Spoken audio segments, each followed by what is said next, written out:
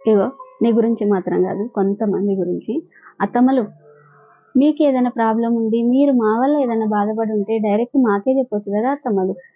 ఏంది గిట్ల చేసినావు, గిట్ల చేయడం వల్ల నాకు మస్తు బాధ అనిపించింది, ఇంకొకసారి అట్లా చేయకమ్మా అని చెప్పొచ్చు కదా. పోనీ నువ్వు మాతో మాట్లాడట్లేదు, దీంతో నేనేంది చెప్పేది, నా కొడుక్కి చెప్పుకుంటా దీని గురించి అని అన్నా ఒక రకంగా ఉంది. నోట్లో తేనె పోసినట్టుగా మాట్లాడతారు కదా మాతోటి, ఇదమ్మా అదమ్మా అని ఉల్లలేని ముచ్చట్లన్నీ చెప్తారు కదా. అప్పుడు ఇది కూడా గట్లనే చెప్పడానికి ఏమైతుంది, మాకు చెప్తే ఆడితో అయిపోతుంది కదా. ఒకవేళ తప్పు ఉంటే సారీ అని చెప్తాము, లేదు గిట్లా లేదు నేను గట్లా అన్నాను అని చెప్పుకుంటాం కదా. అది కొడుకు అడిగి పోవాలి. కొడుకు అది అబద్ధమా నిజమా, ఏమన్నది ఇది ఎందుకన్నది అని తెలుసుకోకుండానే మా అమ్మని గట్లా అన్నవాట, నువ్వు ఎట్లా అంటావు, నువ్వు అసలు ఏమనుకుంటున్నావు అని మాతో గొడవ పెట్టుకోవాలి. గొడవ పెట్టుకొని 10 రోజులు, వారం రోజులు, 10 రోజులు, 15 రోజులు మాట్లాడకుండా ఉంటే అప్పుడు మీకు తృప్తిగా సంతోషంగా అనిపిస్తుందా అత్తమ్మలు? కొడుకు సంతోషం కోసమే కదా పెళ్లి చేసింది. అప్పుడు మరి వాళ్ళిద్దరి మధ్యలో గొడవలు ఎందుకు పెట్టడం?